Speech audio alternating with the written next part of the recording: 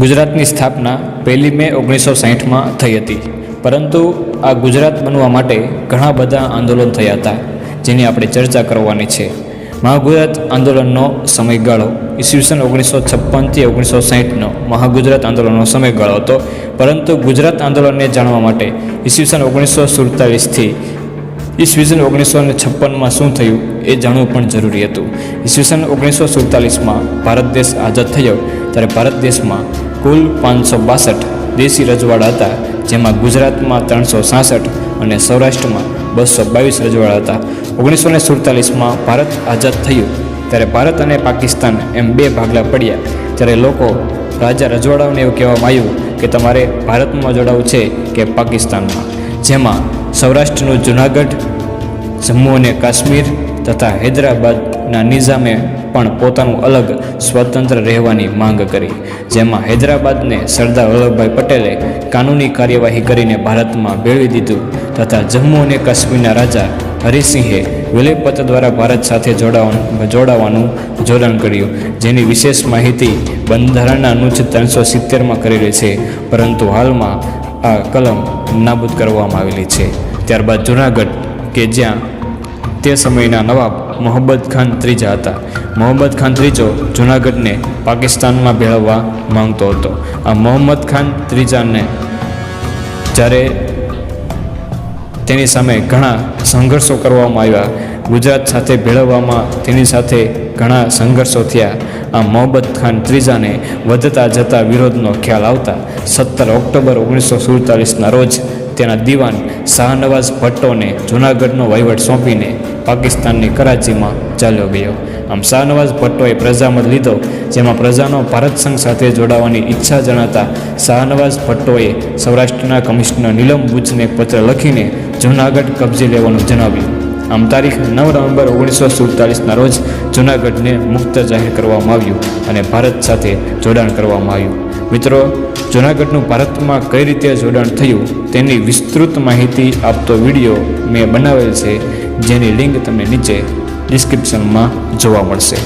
હવે પાકિસ્તાનમાંથી આવેલી જે પ્રજા ભારતમાં જોડાવા માંગે છે તેને માટે કચ્છમાં ગાંધીધામ અને આદિપુરમાં રહેવા માટેની સગવડો અપાઈ. આ સમયે ભારતમાં 4 પ્રકારના રાજ્યો અસ્તિત્વમાં હતા, જેમાં વર્ગ એમાં બ્રિટિશ શાસન દરમિયાન 9 રાજ્યો આ સમયે આપણું તળ ગુજરાત મુંબઈનું એક ભાગ ગણાતું હતું. વર્ગ બીમાં વિધાનસભા ધરાવતા રજવાડાઓ હતા, જેમ કે મહારાષ્ટ્ર. વર્ગ સીમાં કેન્દ્ર શાસિત પ્રદેશમાં આવરી લેવામાં આવતા રાજ્યો હતા અને વર્ગ ડીમાં અંદમાન નિકોબાર ટાપુને આવરી લેવામાં આવ્યા હતા. તે સમયે ગુજરાતમાં કચ્છ રાજ્ય પણ એક કેન્દ્ર શાસિત પ્રદેશ હતો. તે સમયે વડોદરામાં મહારાજા સયાજીરાવ ગાયકવાડ, ભાવનગરના મહારાજા કૃષ્ણકુમારસિંહજી ગોહિલ, જામનગરના મહારાજા દિગ્વિજયસિંહજી અને ધાંગધ્રાના મહારાજા મયુરધ્વજસિંહ અને પાલનપુરના નવાબ રસૂલ ખાન હતા. આ સમયગાળા દરમિયાન એક મુદ્દો સામે આવ્યો હતો, જેમાં ભાષાવર પ્રાંતની રચનાની માંગણીનો. ભાષાવર પ્રાંત. જ્યારે ભારત દેશ આઝાદ થયો ત્યારે લોકોએ રાજ્યોનું પુનર્ગઠન ભાષાને આધારે કરવાની માંગણી કરી અને રાજ્યોનું પુનર્ગઠન ભાષાને આધારે કરવા યોગ્ય છે કે નહીં તેની સમીક્ષા માટે અલ્હાબાદની વડી અદાલતના પૂર્વ ન્યાયાધીશ S.K. ધારની અધ્યક્ષતામાં નવેમ્બર 1947માં પંચની રચના કરવામાં આવી.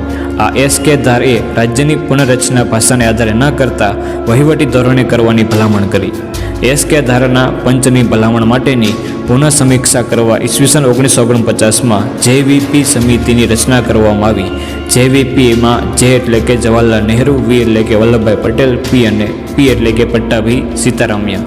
આ ધાર પંચના નિર્ણયને JVP સમિતિએ સમર્થન આપ્યું, પરંતુ ઈસવીસન 1952માં મદ્રાસ રાજ્યમાં તેલુગુ ભાષાનો અલગ રાજ્ય આંધ્રપ્રદેશ મેળવવા ત્યાંના પોતી શ્રી રમુલ્લાનું 56 દિવસના ઉપવાસને અંતે મૃત્યુ થયું. તેથી તોફાનો થયા અને પરિણામે 1 ઓક્ટોબર 1953ના રોજ અલગ આંધ્રપ્રદેશ રાજ્યની રચના થઈ. હવે ભાષાને આધારે અલગ અલગ રાજ્યોની માંગણી થતાં ડિસેમ્બર 1953માં રાજ્ય પુનર્ગઠન પંચની રચના કરાઈ, જેના અધ્યક્ષ ફઝલ અલી અને તેના 2 સભ્યો હૃદયનાથ કુંજરુ અને K.M. પાનીકર હતા.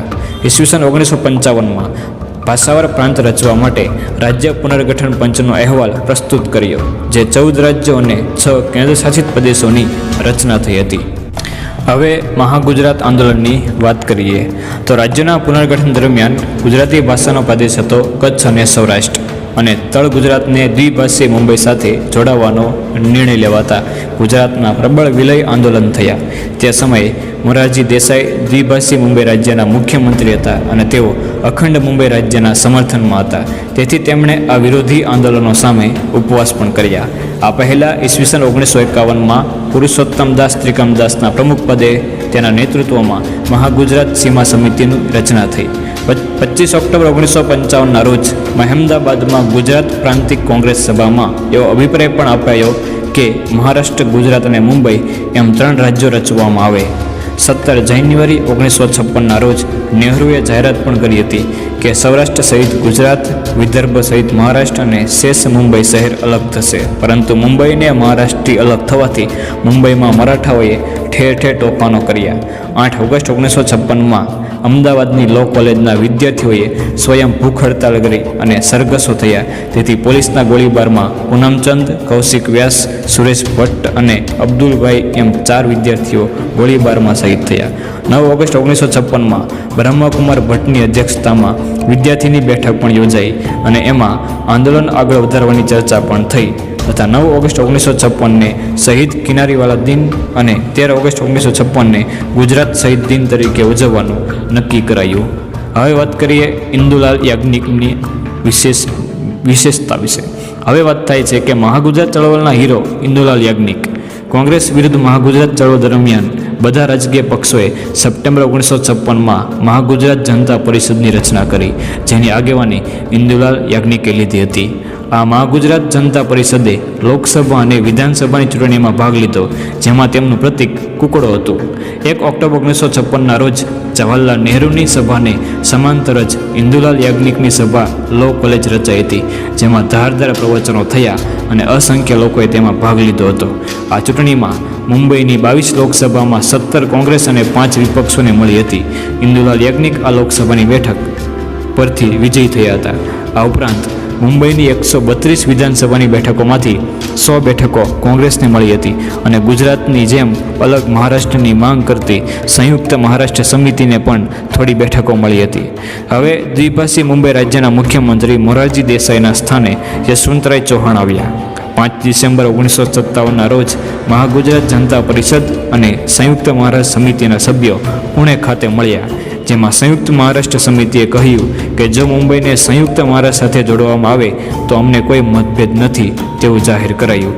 8 ઓગસ્ટ 1958ના રોજ મહાગુજરાત જનતા પરિષદે કોંગ્રેસ ભવનની સામે લાલ દરવાજાની નજીક શહીદ સ્મારક બનાવ્યું તથા તેનું નામ શહીદ ચોક રાખવામાં આવ્યું તથા ઇન્દુલાલ યાજ્ઞિકના હસ્તે થાંભી મુકાવી. પરંતુ ઓગસ્ટમાં થાંભી તોડી પાડતા ઠેર ઠેર તોફાનો થયા હતા.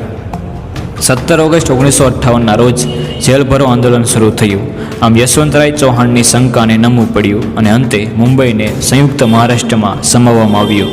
પરંતુ ડાંગ જિલ્લા અંગે પણ વિવાદ થયો અને અંતે ડાંગને પણ ગુજરાતનો ભાગ બનાવવા ઠરાવ પસાર કરવામાં આવ્યો. મહારાષ્ટ્રે 10 વર્ષ સુધી 50 કરોડ રકમ તથા પાટનગર સ્થાપવા ગુજરાતને 10 કરોડની રકમ આપવાની જોગવાઈ કરાઈ. એપ્રિલ 1960માં દ્વિભાષી મુંબઈનું વિસર્જનનું બિલ સંસદમાં પસાર થઈ ગયું અને તેને રાષ્ટ્રપતિની મંજૂરી પણ મળી ગઈ. આ બિલમાં ગુજરાતનું નામ મહાગુજરાત રાખવામાં આવે તેવી માંગ પણ ફગાવવામાં આવી હતી. પરંતુ મહાગુજરાત જનતા પરિષદ માત્ર આંદોલન માટે જ હતું. આથી તેને વિખેરવામાં આવ્યું અને તેનું છેલ્લું અધિવેશન વિસનગરમાં યોજાયું અને તેને નામ અપાયું ગુજરાત. આથી વિજય માટે છેલ્લી સભા લાલ દરવાજા પાસે યોજાઈ. આમ 1 મે 1960ના રોજ અલગ ગુજરાત રાજ્ય સ્થાપવામાં આવ્યું. તે સમયે ગુજરાતમાં સાબરમતી આશ્રમ ખાતે રવિશંકર મહારાજના હસ્તે ગુજરાત રાજ્યનું ઉદ્ઘાટન કરવામાં આવ્યું. આ સાથે જ અહીં મહાગુજરાત આંદોલનની સમાપ્તિ થાય છે. આવી રીતે 1 મે 1960ના રોજ ગુજરાત રાજ્યની સ્થાપના થઈ, જેમાં ઘણા સંઘર્ષો થયા હતા. તો મિત્રો, આ માહિતી હતી ગુજરાત રાજ્યના સ્થાપના દિન નિમિત્તે. જો માહિતી પસંદ આવી હોય તો વિડીયોને લાઈક કરી દેજો અને હજુ સુધી જો ચેનલને સબસ્ક્રાઈબ ન કરી હોય તો ચેનલને સબસ્ક્રાઈબ પણ કરી લેજો. જય જય ગરવી ગુજરાત.